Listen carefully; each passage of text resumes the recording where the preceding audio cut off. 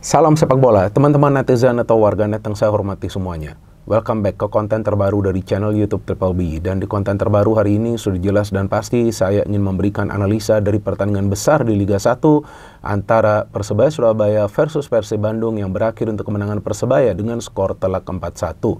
Dengan hasil akhir ini teman-teman, berarti memang Persib Bandung untuk sementara masih berada di posisi puncak klasmen Liga 1, tetapi sekarang selisih poin Persib dengan Dewa United yang untuk sementara berada di peringkat nomor 2 adalah 5 poin karena Dewa United berhasil meraih kemenangan di pertandingan tandang mereka melawan Persik Kediri dengan skor 1-2, dan selisih poin Persib dengan Persebaya yang untuk sementara ini berada di peringkat nomor 3 adalah 7 poin. Sedangkan dengan Persija yang untuk sementara ini berada di peringkat nomor 4 memang masih 11 poin, tapi jika nanti Persija menang di pertandingan mereka melawan PSIS Semarang pada hari Selasa nanti, tentu selisih poin akan semakin menipis, akan menjadi 8 poin.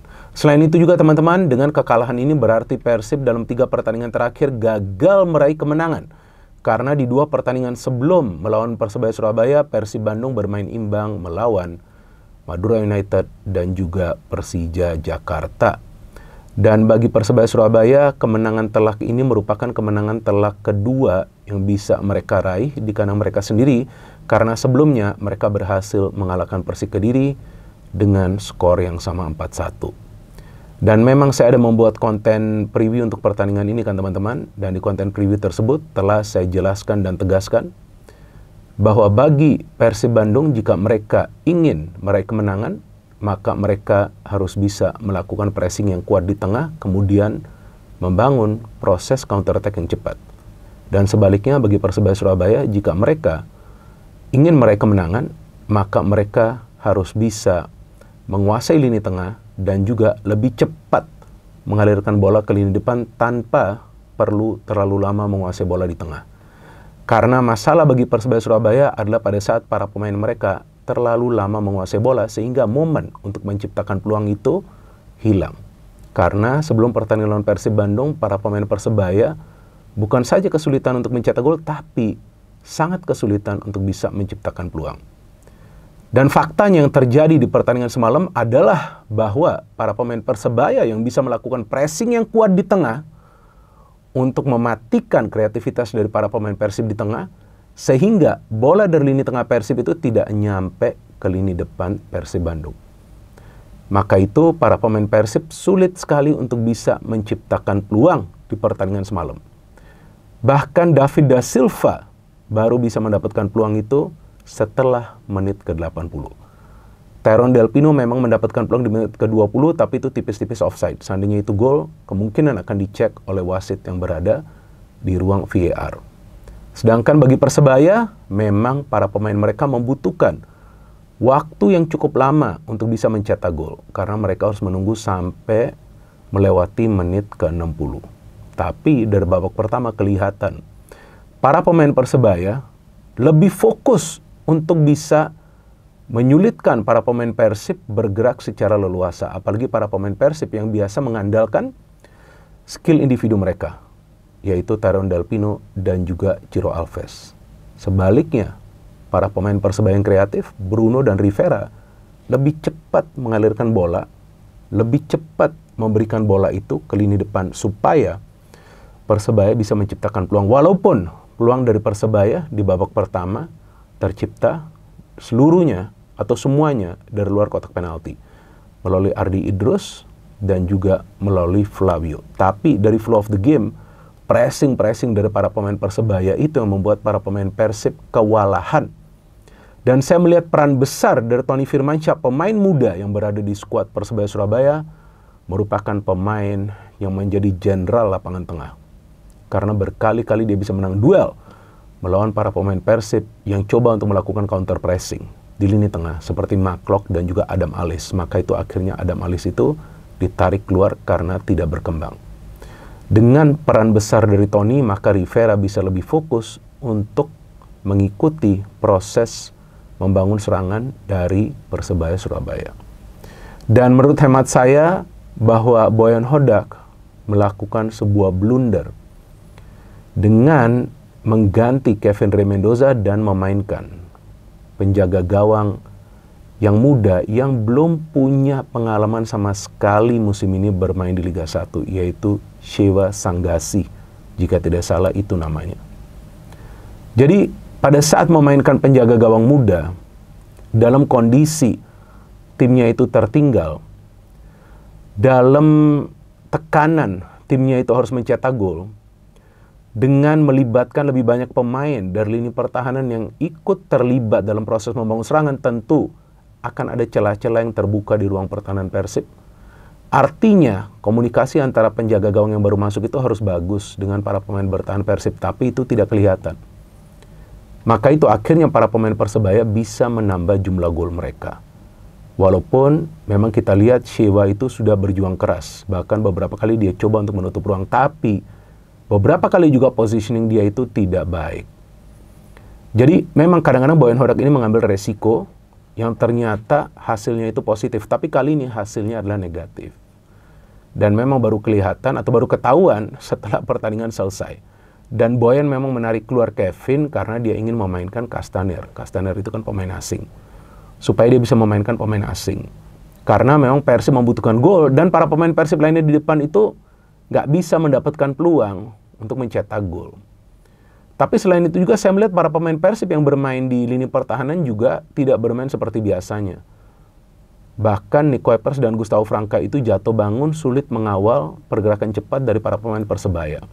Hen saya gak paham kenapa dia beberapa kali sudah overlap, sering delay memberikan umpan, atau juga pada saat memberikan umpan antara umpannya terlalu deras atau umpannya terlalu pelan, sehingga dia sulit memberikan yang namanya umpan kunci. Padahal Edo juga di sebelah kiri itu bergerak sama seperti Hen, nggak bisa berfungsi secara normal. Beberapa kali juga out of position yang bisa dimanfaatkan oleh para pemain Persebaya.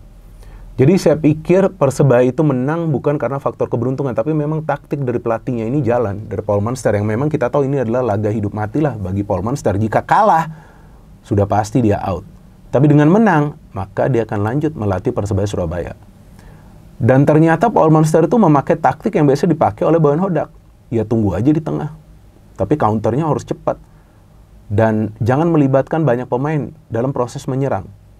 Jadi Dejan Tumbas itu, striker mereka itu ikut juga ke tengah. Jadi pressing mereka memang luar biasa. Flavio adalah pemain yang memang mobile, jadi ikut juga dia ke tengah. Jadi hampir semua pemain Persebaya itu menunggu di tengah. Persib tuh udah kalah di lini tengah. Bahkan Maklok saya melihat permainannya buruk banget. Semalam bingung saya dengan permainan dia seperti itu, mungkin lagi underperform ya dia. Dan bahkan dia memang dalam beberapa pertandingan terakhir mengambil set piece, sulit banget sih memberikan umpan yang akurat. Gak ngerti saya dengan Maklok sekarang performanya dalam beberapa pertandingan terakhir. Secara pressing biasanya dia bagus, tapi kali ini juga pressingnya gak jalan dari dia. Dan memang Persebaya bisa mencetak gol pertama itu ketika ada umpan masuk, Kevin coba untuk menangkap bola atau menepis bola, ternyata tidak sempurna, dan Franca mendorong bola, ternyata di sana ada Arif Catur Pamungkas yang memang biasa overlap. Arif itu sebetulnya memberikan umpan itu gak akurat, karena kan gak bisa diterima oleh pemain Persebaya lainnya. Tapi pada saat Nick coba untuk menyapu bola, ternyata terkena Maklok. Jadi tampak para pemain Persib tuh panik. Pada saat para pemain Persebaya, yang menurut saya mainnya tuh ngeyel. Ngeyel banget para pemain Persebaya semalam. Kelihatan mereka pokoknya maunya menang nih. Jadi mereka kompak di atas lapangan. Gak seperti para pemain Persib yang lebih bermain individu. Maka itu Ciro maunya lari terus.